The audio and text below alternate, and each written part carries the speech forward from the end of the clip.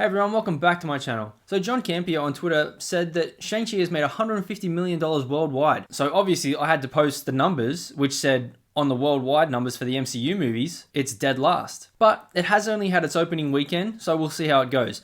Now, I wasn't aware that he had responded to me until Lethal Lightning sent me the tweet because I muted the notifications for it because everyone was going nuts. So we're going to take a look at what John Campea said, what I posted in response. Why are people so mad about facts on this movie and the numbers? Don't forget to smash the like button, subscribe to the channel if you haven't already, share this one out, and let's take a look. So here's the first tweet. Holy crap, they've updated the numbers for the official count now in, and Shang-Chi has made roughly $95 million domestically over the long weekend, $150 million worldwide.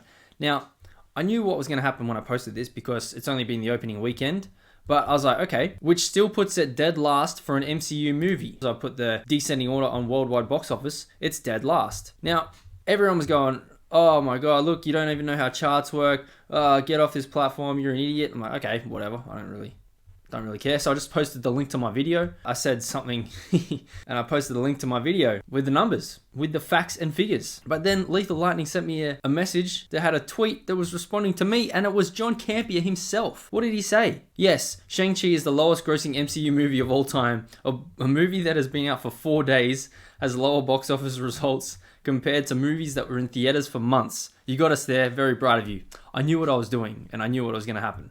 But he's the one that said worldwide numbers. So I posted the worldwide numbers. Now, that is only after the first weekend, but we'll see what happens going forward.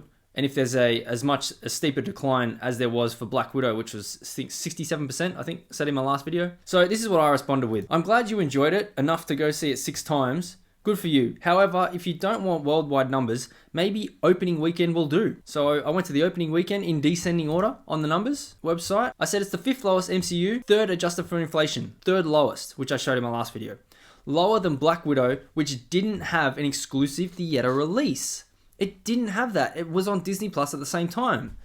So if Black Widow doesn't have an exclusive release, so as many people as they can go to theaters and watch it, but Shang-Chi does, well, why aren't people going to see this movie as much as they were Black Widow in its opening weekend? And then I got some, this is Twitter. This is Twitter.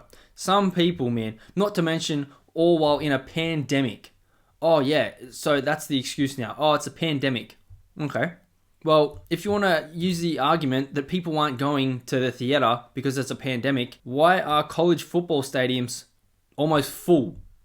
And this is just one. There's multiple videos of college football stadiums being absolutely full of people. So people are so scared to go to the cinema. Why are all the stadiums full? And then you got people like this. Yeah, bro, shut the F up. Okay, hoes mad. They're crazy over this movie. I don't know why. But if you take a look at Black Widow, opening weekend 80 million, Shang-Chi 75 million, and Black Widow opening weekend 80 million. Still about 5 million more for Black Widow that didn't have an exclusive theater release. Now, you're thinking, well, why is it doing so good? It's breaking all these records for Labor Day. I wonder why. Let's take a look at what is the highest grossing before Shang-Chi for a Labor Day opening. Okay, Halloween, the reboot from Rob Zombie. Okay, that was the highest before Shang-Chi, 30.5 million. Let's look at what kind of movies that have been coming out and why it's so low. Horror, action, One Direction, jeez. Horror, yeah, slasher and thriller. Crank, hey, that wasn't a bad movie actually. But it's nothing like gonna be a box office hit like Shang-Chi supposedly is. If we had another Marvel movie that was released on a Labor Day weekend, that would be blowing Shang-Chi out of the water. And there's a reason why they don't release it on Labor Day weekend.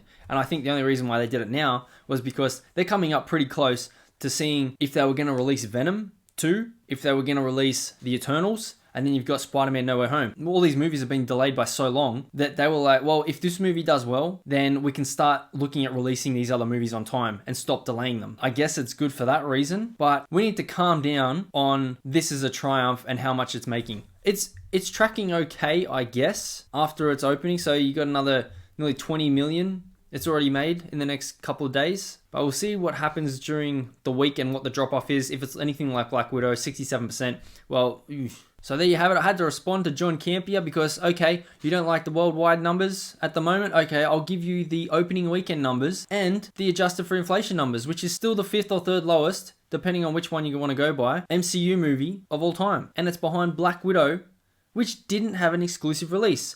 So John Campea, go see the movie another 6 times, I guess, to keep the box office running or something. I don't know if that's your thing. Don't forget to smash the like button, subscribe to the channel if you haven't already. Share this one out, and I'll see you in the next one.